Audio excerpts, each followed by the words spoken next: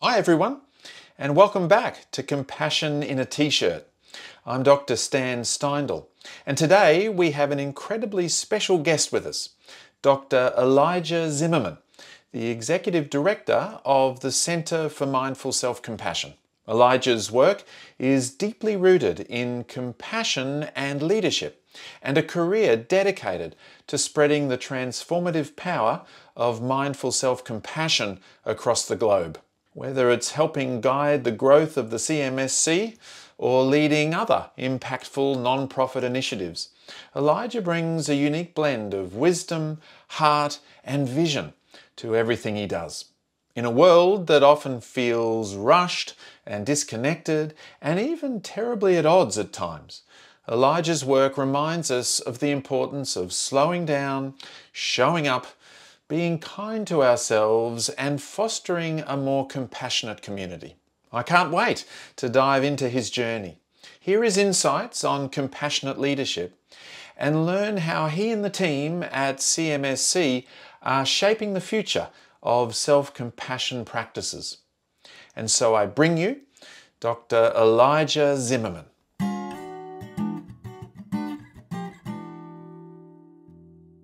Yes, well, welcome, Dr. Elijah Zimmerman, to Compassion in a T-shirt. Yeah, thank you, Stan. Really nice to be here and in my t-shirt. Yes, great. Good. Me too, actually. I have compassion on the T-shirt.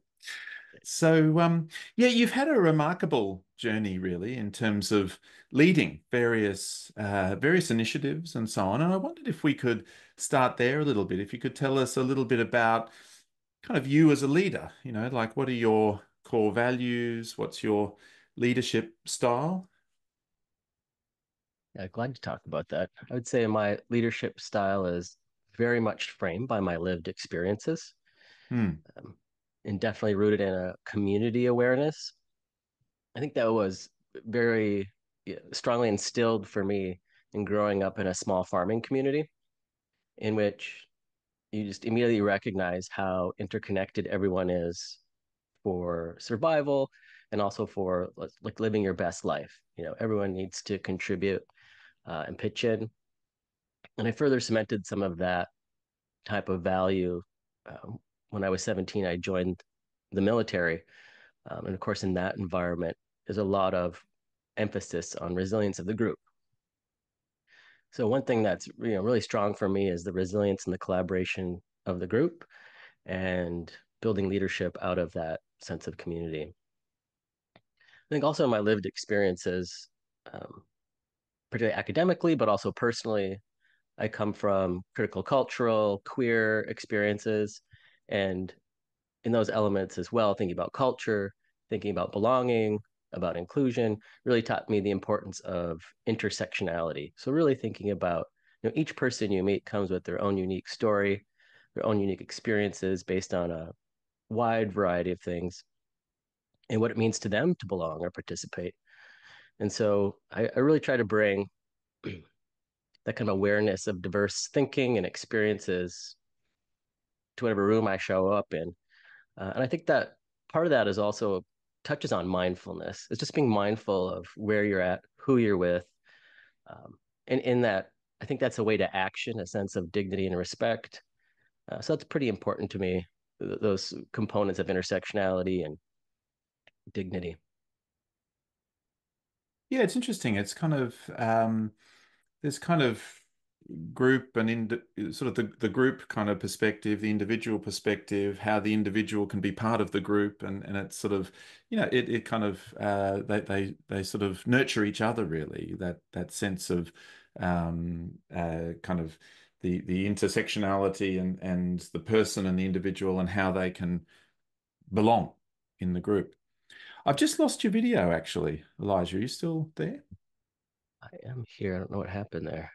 There I am. There we go. Okay. Yeah, Yeah, that's makes cool. sense. We can sort of edit all that out. But yeah, there's that sort of yeah, it sort of kind of goes both ways. The sort of the interconnectedness, the individual, and how the individual can kind of feel safely a part of the interconnectedness, I guess. Yeah, absolutely. And I think, connecting that to self-compassion, that's a really key component. Before I landed here, I've been practicing for quite a long time that idea of the self and the other, that interconnection, and how self-compassion, well, it really strengthens the resilience of the individual. It is in service of that relationship with others. So you're not existing in a vacuum on that. There's a lot of interaction that comes into play. And even for our own selves, to be called, you know, in to look at where we need self-compassion, that's usually because of some interaction we've had with someone else. So Hmm. there's a lot happening there continually in reflection in our relationship to the world around us. I think that's sometimes a misconception of self-compassion, isn't it? That it's all about the self. And obviously, the further misconception is that it's therefore selfish or that sort of thing. But even sometimes people who are kind of, really sort of interested in self-compassion might confuse it as something that's really to do with the self. But actually, yeah, you make a important point that it's still in relationship with others and the world and so on. And sometimes self-compassion is important because of relational kind of experiences and so on. But even kind of that notion of self-compassion furthering our sense of belonging and being a part of the group in a way. Yeah, absolutely. How does all of that kind of inform your leadership more on a daily basis or even kind of like a practical day-to-day basis in your role? Yeah, I think importantly, one thing that's not part of my vision of a day-to-day operationalizing is anything fixed. I mean, as a Mm. human being, of course, I gravitate to things that I would like to be more stable or fixed. Hmm. But I think, the awareness of co-creation, the awareness of adaptability and flexibility, particularly in a nonprofit environment, that's so important. Day to day, trying to show up with an openness. And I think I want to emphasize that frame of showing up. Uh, showing up with mindfulness, showing up listening, just showing up to what is at hand, and really facing that with others in the most honest ways possible. I think um, that day to day effort can be difficult sometimes because as human people, I might have something else going on in my life where I go, gosh, I don't really feel like showing up today to be very open. Mm. But that's, one of those values that I have or a commitment I've made to the people I work with that I'm going to do that the best way that I can. And sometimes that means letting people know, oh, hey, this is going on in my life. So here's what I got to give today. And I just want you to know that's where I'm at. And sometimes it's not saying that and just being able to meet the moment and realizing when I can show up, things start to change. And it does change my day from how it started. And so I think there's a really strong component of openness, curiosity. Uh, I think curiosity probably drives most of what I do, within reason, trying to hold on to a few variables that you can lean into. But curiosity, I think, matches really well with compassion. And it helps me remember to lean in and to listen more than showing up with some fixed idea. Yeah, it sort of makes the point, I guess, that our values are kind of aspirational. They're things that we work towards every day. You want to have that sense of, kind of inclusion and belonging and openness and so on. But then sometimes it's tricky. It's difficult, and so there's a kind of an authenticity piece, or maybe even a humility piece, perhaps, or something like that, that you're able to kind of acknowledge your own vulnerabilities or when things are happening and so that will sort of also influence how the day goes a little bit, but being open, honest, sharing, curious about yourself, curious about others, trying to bring all that together. Do you have a little kind of morning routine or anything like that? I mean, how do you set the intention there to show up in those sorts of ways? Yeah, I would say my general morning routine, and it can fluctuate when I start my workday just because we do have global connections. So I might start really early or start a little bit later to balance that out. My general practice is at least have some space of quiet to start the day, and to really have that space to move from sleeping state to like, here I am in the world again, another day. Um, and so I would call it a like a gentle meditative practice to start, and then ensuring I've got at least some actual fuel, some type of food, and my 1 cup of coffee for the day. It's my routine, that kind of, okay, everything is right in the world. I've got that. And um, yeah, it's pretty simple. I try to keep the start of my day very simple and quiet. Simple and quiet and sort of grounding and just kind of, yeah, steadying yourself, ready to show up, I guess, in those sorts of ways. I'm running a workshop next week about, it's actually about a topic called motivational interviewing in leadership and sort of bringing that approach to leadership. And one of the things I've been kind of thinking about and slightly grappling with is when things do go wrong, when there are certain concerns or issues that arise, or when perhaps even a staff member is struggling with the work or with those sorts of things, and wanting to maintain a compassionate stance and at the same time kind of approach those issues and maybe even kind of create some sort of improvement there or change or those sorts of things. How do you approach that? How do you kind of hold those values and even taking a compassionate approach and kind of, deal with some of the various day-to-day challenges that you might face? We've actually lost your video Yeah, there again. I'm not sure what is happening here with this video. Um, I've never had this problem before. Of course, that would be today. Okay. That's all Let's good. see if that, maybe we'll jump. That video is not working. Okay.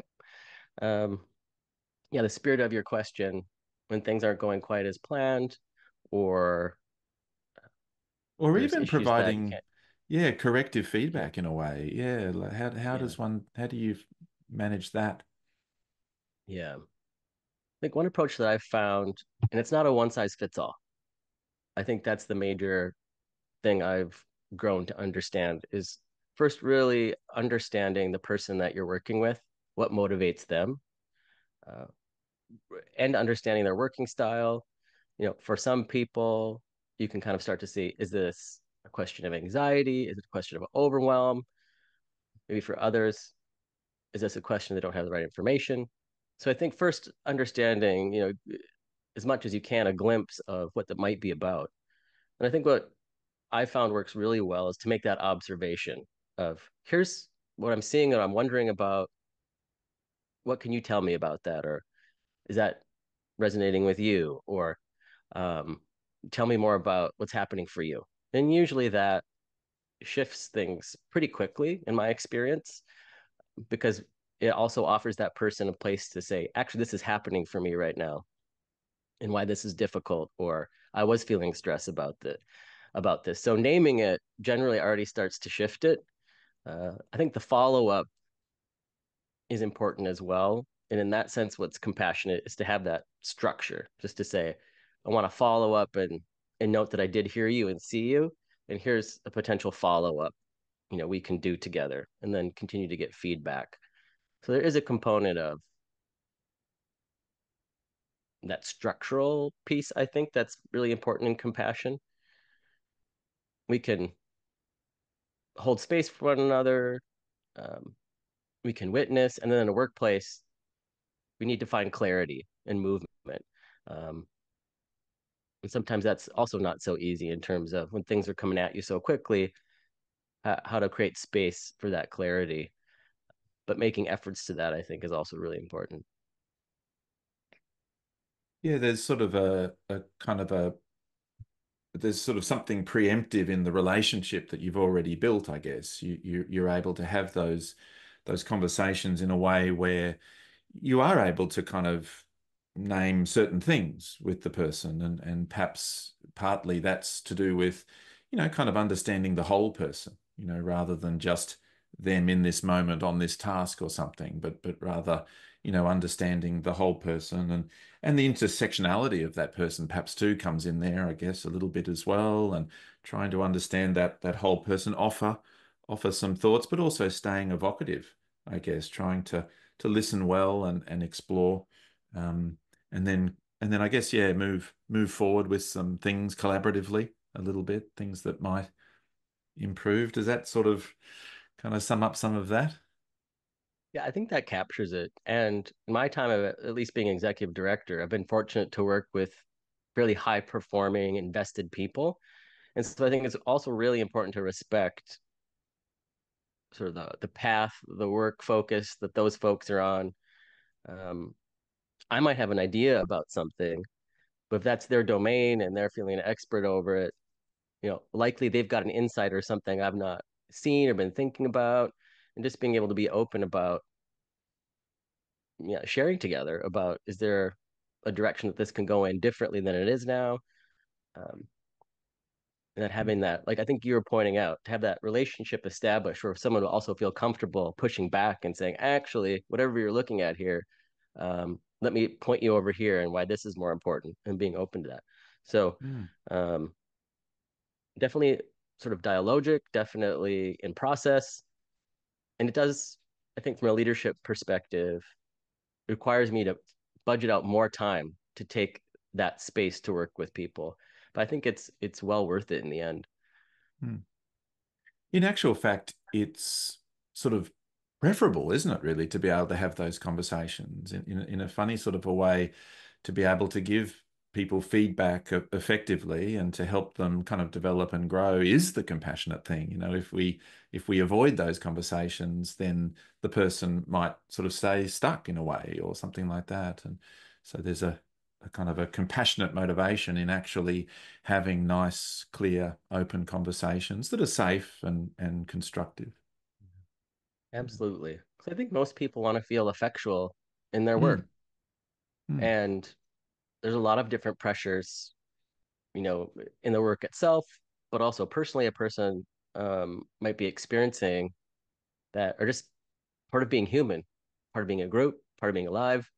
Um, and just that can fluctuate, right? So I think most people want to know if there's something going on, whether they can address it immediately or not.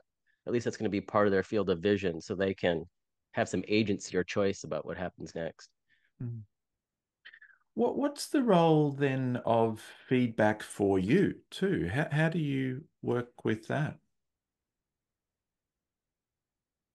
I think the approach, at least currently what we have in our organization, I think people are very much encouraged to give me feedback or Mm, to say, no, I don't think that's going to work. Or did you look at this over here? Or, mhm, yeah, um, I think it's important to have that environment where you try to work together to keep it more creatively open. And that includes myself. And I think, as a team, we try to work in more of a compressed hierarchy and just mm, acknowledging that each one of us has different skills or responsibilities, and how can we do those best together, really in service of the mission. So it's less about, you know someone individually and more what are we accomplishing as a group. mm. I'm just sort of thinking out loud, but it's almost like uh, compassion is may I be helpful in a way, isn't it? And so one of the really useful things is to check, like, am I being helpful or something like that? And so to be able to offer feedback to staff, for example, then that kind of helps them to understand, kind of reflect and understand their own helpfulness, and then to receive feedback from them helps the leader to also kind of have a sense of their helpfulness as well. Do you find that at a workplace like the Center for Mindful Self-Compassion, do you find that bringing compassion in like that as a leader is kind of like easy peasy, therefore, because it's sort of, everyone's kind of interested and committed to that? Or are there sort of different challenges there in terms of the sort of the interaction between you as a compassionate leader and compassionate staff? Yeah, I think it's a bit of a Rubik's cube in a way, that Okay, question. it Yeah, is. in the sense that um maybe pulling out, you said before, there's a bit of like, how can I help? May I help? People are very eager to help, and I think then the one of the things that's needed is what boundaries are we holding with each other so that there's sort of a Yeah. clear line of this is mine to take responsibility for and take action on, and then to tell you how you can help, um, or ask if you can help, rather. But when you're so busy and things are so compressed, it I think it's that tricky environment. Um, you're like, oh, the flood is coming and we need to throw some sandbags. Who's going to stop and say, can I, I'm just going to throw some sandbags on, you know? And that is really helping.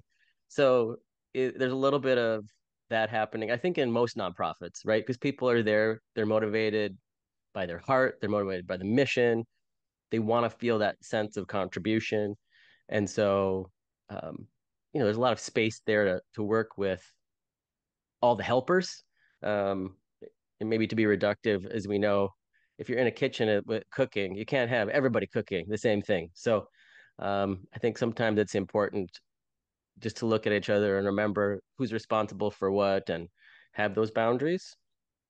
And I also think importantly and like beneficially in an environment working in compassion, there's really a space for people to show up in their full humanity, maybe a little bit of pressure to show up in that sense of the light. And then what are we doing with our shadows if we're pulling out a Jungian sense of things? Because they're there as well. And when we're in this environment where we're welcoming people to show up as their full self, that's going to get a little bit messy, and that's okay. I think that's Mm. the biggest thing in this kind of environment. That's okay that it's getting a little messy, and let's just be aware that we're all working through these different levels of vulnerability together that would be different if we were just making widgets or shoveling gravel or name something that doesn't necessarily involve such a focus on our heart space. Yes. Yeah, we're all sort of human after all sort of thing. And so we come along with the the full sort of wonderful chaos of that. And so it's funny, a lot of times when I've worked sort of training and other things with not-for-profits, I often observe a lean towards compassion for others, a sort of a helpfulness towards others, and a really quick and sort of strong desire to be helpful to others, and so on. Do you find that that lean is still there in your organization, or given that it is the mindful self-compassion sort of organization, are people sort of more attentive to self-compassion or self-care in that environment? I think it's a mix. I think it's an art, it's an ongoing balance, particularly because it's nonprofit oriented. And again, people are drawn to it to be helpful. Um, so I think it's a feature of what we do that it's helpful to remember. Sometimes it's important to put your own oxygen mask on first, or in this situation, even though this boundary might be really uncomfortable, it's really important for you to be able to do your work, for me to do my work, and for us to be generative and sustainable down the line. And sometimes that's quite uncomfortable. So I think there's a lot of existing in that space of attunement to what is needed in every moment, and really being okay with being a bit uncomfortable Mm, about that. So um, I think our workplace is like similar, like a lot of workplaces okay. focused on human helping. My last role as an ED was in um, sexualized violence, and as you can imagine, in that role as well, there's a lot of sense of responsibility to show up for others, and with such heavy content, such layers of trauma, it's even more important that the people working in it know how to take that time and have boundaries for themselves. So I think anytime you're working that human component towards alleviating suffering, you really have to be conscious of how you're caring for yourself. Mm. Yeah, it's really managing those flows, isn't it, of compassion and kind of having balance across the flows. And kind of looking after others, but also letting others look after you a little bit. And then also, of course, the self to self sort of compassion and kind of really trying to embody some of that, I guess, as a leader, embodying it and kind of modeling it and then kind of encouraging it amongst the team and trying to, but it's an ongoing, you know, process and people shift about a little bit, I guess. And one of the things I sort of notice about you, I'm not wanting to sort of jump to make any assumptions, but you do seem to be a very calm person, I guess. There's something about calmness maybe too, that if we can sort of keep the body a little bit down regulated and calm and feel safe, then that's how we can start to really approach and work with these different flows. Yeah, I think that's really apt in the sense that, as we know, a lot of science would say the more regulated you are, the more oxygen you're getting, the more brain power you can have. Um, and also, you can sit in that discomfort and let things settle uh, and sometimes organically emerge for the solution, right? Um, we can get ourselves in trouble sometimes when, out of anxiety, we're trying to push an answer when sometimes it just needs a bit of space for the right thing to emerge. It's one of the things I enjoy about working in a nonprofit is all the creative problem solving. And together, if we can, give it the space a problem has for the solution, and then you find that just beautiful, creative next step, that's extremely rewarding. And I think people really appreciate that. You can see that build and um, just having that time when you're talking about that calm spaciousness to be able to see that is really helpful. Those moments really are sort of goosebump moments, aren't they? When we're there, we're sort of holding space, we're showing up, as you say, we're kind of respecting each other and understanding each other as the whole person and all that sort of stuff. And then we bring our attention to a problem and gradually, something arises and kind of there it is. There's the I mean, I'm almost having little goosebumps even Yeah. thinking of it, but it's a special moment when we can bring our collective minds and hearts to those sort of situations.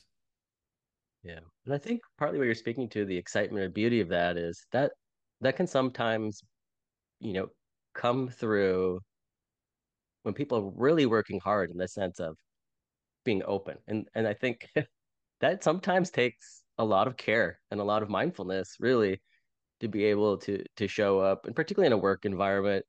I mean, we all have those pressures, right? On any given day, someone might say something that just you just feel like you can't get over it until you get a good night's sleep and you're like, oh, actually, that wasn't a big deal. Or, something disappointing happens that you've been working so hard for and it's not going to pan out. Um, how to show up again with a sense of openness. So, I feel really fortunate. I work in this environment with people who get that. They get there could be setbacks. They get there can be disappointments. They get that it's not going to always feel perfect, and that's okay. We're going to find a pathway forward. There's a real courage piece too, isn't there? Um, I'm noticing a few C words, good C words like uh, uh, caring and careful and curiosity and courage and compassion. Those are the sorts of some of the real pillars that can sort of hold up this effectiveness within the organization. Speaking of which, the CMSC, I mean, you've been involved in a lot of great initiatives. Actually, when was it that CMSC was first established? Yeah, I think the first teacher training, there's a little bit of a, depending on who you ask, 2013, 2014. And then we were Aha. incorporated as a nonprofit in 2015. So we're just about Ah, that 10-year zone. Yeah, it's an incredible growth from the start of a few important teacher trainings to what we're offering now. yeah. I was at a 2014 Joshua Tree 5 day, I think, intensive Very with nice. Kristen and Chris and Christy, Christy Arbin. And yes, that was a peak experience, certainly for me, with coming to Joshua Tree and sitting around on a in a circle on cushions and kind of just really feeling it and experiencing it. But yes, the CMSC has had really some great initiatives and so on. I mean, tell us about some of the recent projects maybe, or some of the recent developments, things that you're perhaps excited about. Yeah, excuse me. I think recently, maybe I'll just anchor this with, one of the things I think we are all just feel so good about is our circles of practice, which is that um, anyone is welcome to attend. We've got practices daily, and these are offered by volunteer teachers. And in these meditation time blocks, really deep communities have formed of care, for people with one another. I think that's a really important part of our mission to be able to support that type of access. We also offer, array of like public program people can do workshops or our, entry point, our live online mindful self compassion, really available for everyone. And then this last year, we've identified some key areas, and I'll put that under the umbrella of, um, focusing on training people to train other people. So really, there's that multiplier effect.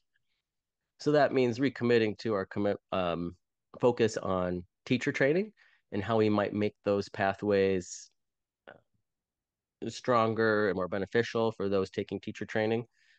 And then also recently we've looked at our self-compassion and psychotherapy curriculum and tried to make that more accessible in terms of cost and time for psychotherapists who want to learn more about those practices and then to share in their worlds with their clients and colleagues. And then quite recently, we've identified the importance of trying to work with private contracts in healthcare, education, and also workplaces in general. So in that sphere, I think one thing that's really exciting is that we're working with a group of people that might already work together. And so again, in community together, they can take these skills in mindful self-compassion and support one another, and then also offer it, uh, for example, in healthcare to their patients in whatever way it might work, or in education to their students, and also just workplaces in general to create greater wellness in places where people work together. So I think, having our eye on just that sense that you were talking about, Kristen was advocating earlier. How do we get this work out so that others may benefit more? And I think the initial idea with starting teacher training was just that. Let's have people train in this, they can share it where they're at. And then those people who learn can share. Really trying to stay focused on how we can do that internally right now. It was really quite clever, wasn't it, from the beginning, the way that sort of training pathways were established and I think there was that really sort of gave a shot in the arm to dissemination, sort of right from the start. And could you tell us a bit more about the Circle of Practice? I was just curious that's an online sort of a thing. It is, yeah. And they started in many ways, the sort of kickoff of, if you will, was the pandemic. And Hmm. Steve Hickman, the executive director at the time, said we have an opportunity here to meet people where they're suffering. Could we get a group of teachers together and offer sort of daily practices where people can attend for free, um, just to find different tools for resilience during this time? And that's continued since the pandemic in 2020, led by some very experienced and thoughtful teachers. Again, some people will come daily. They've been coming for 4 years to these practices with one another and being present and really finding a lot of value. But for anyone who would be interested, this is a great way to learn more about self-compassion and how it might benefit your life. You know, it's free, it's accessible because it's online. We do it across time zones. And so it's a real opportunity to just get a sense of what mindful self-compassion could be for you. Yeah, what it might be and what it might sort of feel like too, I guess, in a way, just to the sort of a very experiential entry point, Yes. I guess. And it doesn't require previous training and so on. It really is sort of available for anybody who would like to maybe get started and see what it's like. Yeah, I like your emphasis there on experiential. Because I think you could pick up a book, and read different practices and do them by yourself. And I would say a lot of the people, when we talk to them about the efficacy of this work, it is about doing it in a community. If you're taking a course with a group of people or a meditation with groups of people, it is that sense of shared practice, shared belonging. It really has a benefit to do that with others. Yeah. No, that I really one of the takeaways for me today is really that idea of self-compassion in community, in a sense. It sort of it's a funny thought in a way, but it also makes complete sense too, the notion of self-compassion in a community. If people are then to move on to the sort of the live online MSc, is that the MSc program itself then that people can do online? Yes, it is. And we right now offer uh, two of these courses start a month. And we try to stagger them again in time zones. So it makes it a little bit more accessible for people to access, depending on where they are in the world or their, work schedule. And so um, that would be a great entry point if you wanted to get a bit deeper. We also, at least every other month, have workshops. So if you're really looking, you've got a short window of time and you want to check something out a bit more, you can also take those courses and they're quite intro oriented. Hmm. Yes, I remember sort of back in the day to do the 8 week course was sometimes challenging, especially from here in Australia, to sort of Oh, get yeah. somewhere to do it and then to be there for 8 weeks and so on. That's why I did that kind of 5 day intensive thing. But to have access to that online, it still remains. Is it 2 hours, 8 sessions? Yes. So it's eight sessions, and then there's a short, well, I shouldn't say short, but there's a retreat, like a mini retreat, um, that also takes place as part of that component. It's somewhere in the middle, I think, the Yes, short retreat. Yeah. And then that's a prerequisite for teacher training. it is a prerequisite for teacher training. Also, a prerequisite for teacher training is a silent retreat.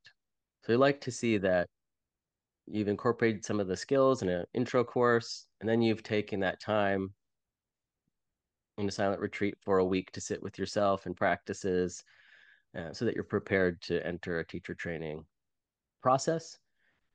And that's an 8 week process. And then we've got after that teacher training practicum, in which people will also um, learn more specific practices in teaching. Mm. There's kind of a co-training sort of process there in the practicum. Yeah, how it breaks down is a person will be led by experienced teacher trainers, and then that individual gets a chance to teach a bit in sort of a smaller cohort within that larger training. Yeah. And that could be done in an online program or that sort of thing if there's no one geographically nearby, I guess. And there's a Yeah. process that gets Well, allocated and so on. yeah, almost exclusively all our programming is online right now. Hmm. We're slowly trying to look at how to weave in some more in-person options. Right now, we've consistently had a 5 day in-person for the intro course in Sedona, Arizona, which will be happening again next March 2025. And we're also looking at, potentially another in-person in the fall for people to attend. This past year, we've done two live online teacher trainings, and we have one in person coming up at the end of this month. So we're trying to mix it up a little bit to meet the different needs or interests of the students. Yeah.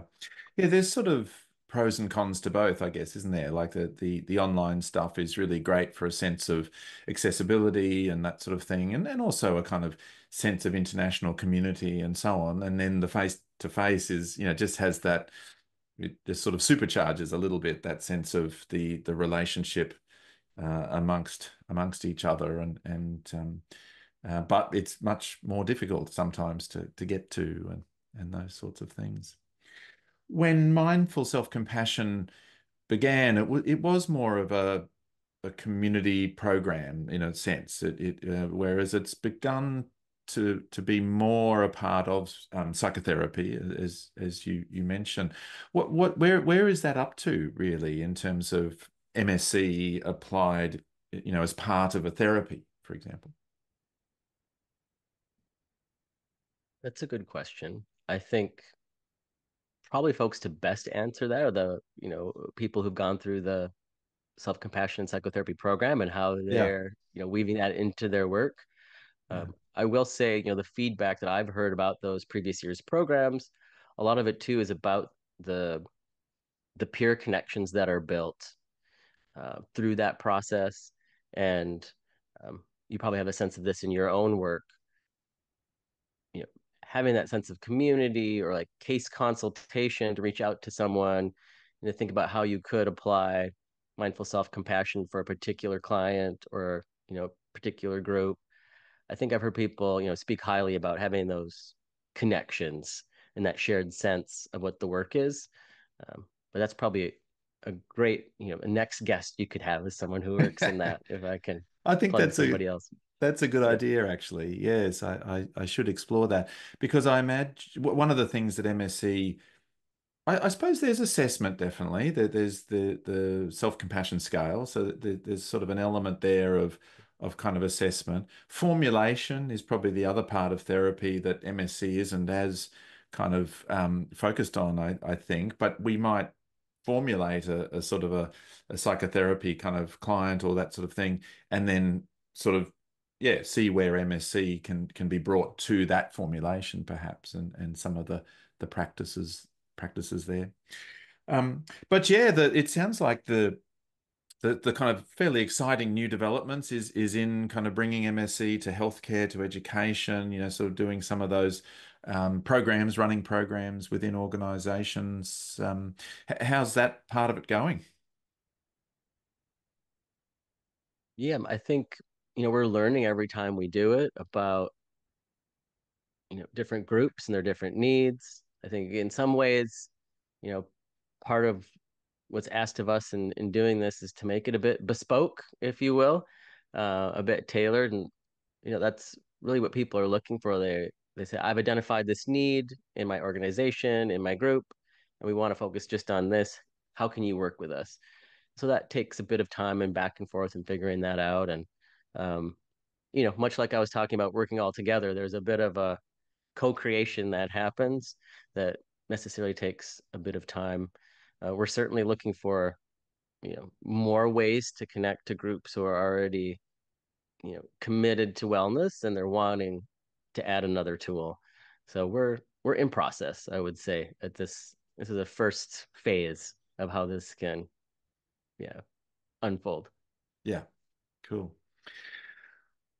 All right. I mean, one of the things that I certainly notice, I am sort of involved too in compassion focused therapy as a sort of a a, um, a kind of close cousin of MSc, I guess, or whatever.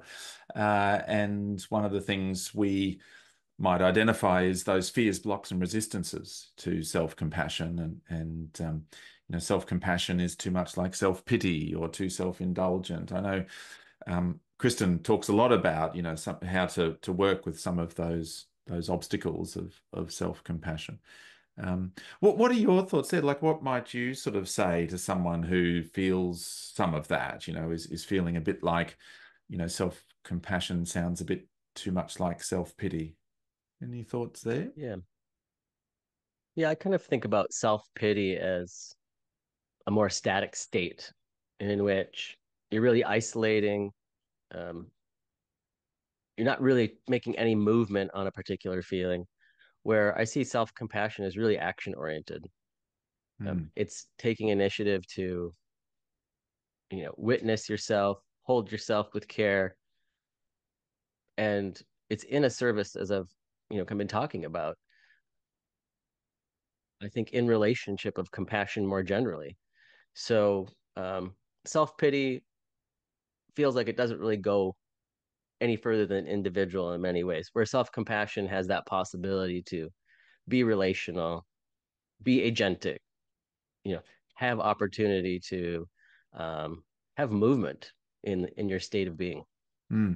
Yeah, and movement towards sort of health and well-being, isn't it? I guess in a Yes. sense, self-pity can, if there is that concept, self-pity feels like it's a bit more stuck, a bit more kind of bogged down, a bit more inward focus. Self-compassion really invites us to think what might be helpful. What could I do in the service of my health and well-being, and not only that, but it's sort of outward looking as well, and thinking about kind of community. Um, Yeah. so sort of to wrap up, and just a bit of a fun question, I think, but well, I think it's fun. If you could design, like a completely new self-compassion type practice that you could kind of, get out there to sort of the into the minds and hearts of everyone, like what would it be? What would you think of there? Yeah, I think, wonderfully, this practice in some ways is very simple, it's very portable. You can adapt it to a lot of different contexts. So in that way, I don't think it'd be anything new per se. Mm, But I do think it can really be helpful in what I would call right now more existential crises, that we're all kind of being faced with in terms of climate change or economic uncertainty, or even globally, different factors, um, related to conflict. mm, I think if we can apply mindful self-compassion to those questions of existential meaning making, uh, it actually can help us focus and build some resilience in the face of all the uncertainty. Um, and first and foremost, in that sense of common humanity, is saying we're all experiencing this, so please don't feel alone with yourself.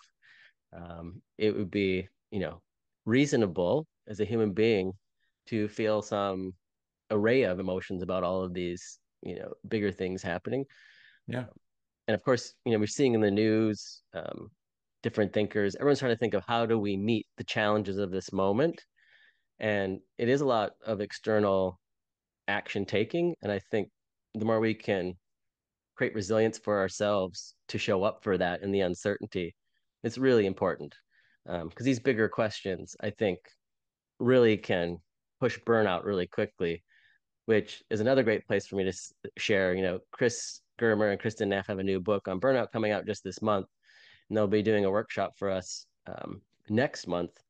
I think that's really timely. It's really important as part of these bigger pictures of, how do we fortify ourselves to meet this moment Mm. of uncertainty. Gosh, there's so much going on, isn't there, at the moment? It's sort of really difficult to think about, but yeah, the sort of around the world and and online, it just seems so kind of just so much adversarial kind of communication and attacking the person and yeah, I'm sort of struggling with some of that myself, and yet yeah, there's just so much wisdom in those three bits, isn't there? The mindfulness, the common humanity, the self-kindness. I mean, it just really rings true. There's something. It's such a gift, from Kristen, I guess, really, who kind of developed that model. And if we think about, yeah, it's sort of the new bit is kind of like, or the bit you're suggesting is, yeah, how to bring those three components and self-compassion generally to those really existential kind of concerns that we're all facing. Mm. I think the challenge or the opportunity with that is, um, how do we get more people to, look at these, fairly, on the face of it, three simple things to remember, that you're saying you could apply to your life to really, create some more stability for yourself. How do we make that invitational to Mm. different groups of people? Um, and relationally, how do we become invitational about sharing this work? That's a lot of what's on my mind, in terms Mm. of CMSC and just generally when we Mm. think about practices that alleviate suffering and support well-being. Um, Mm. how can we be the most invitational to others as possible? Invitational. Yeah, that's Yeah. that's good. It's sort of, yeah, it's kind of spreading the word, but it's kind of this invitation. to everyone really to explore it and try it out and maybe even Yeah. experience it and jump online and see what you think.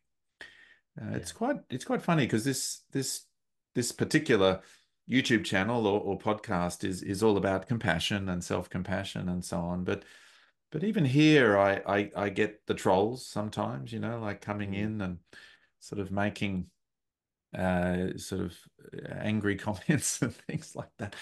And but yeah, we're really wanting to just kind of be invitational, just putting it out there and sort of, obviously respecting choices and so on. But this is available and and it works and it helps and you know let's let's see let have people kind of try it out. Well, you've been joined there by a little friend, which is Yeah. quite adorable. Yes. Um, This is this is Ginger who's telling me it is about 5 p.m. here. And there's things that have to happen at 5 p.m. called eating. Eating. You're right, Yeah, right. yeah, Eating and yeah. yeah, walk time or something Sorry like about that. Well, that's yeah. thank you then for the little. I didn't quite catch the name. What was it? Ginger. Ginger. Yes, thank you, Yeah, Ginger, for yeah, yeah, just giving us that little signal. And yeah, I was going to sort of say thank you very much. It's really been very informative. I love that stuff about sort of leadership and the approach there, and really embodying compassion and self-compassion in leadership. And then it's exciting to think all of the different opportunities that CMSC kind of offer us. So thank you very much for coming and speaking with me on compassion in a t-shirt. yeah. Thank you, Stan. I really appreciate it. Nice to chat with you. Thank you.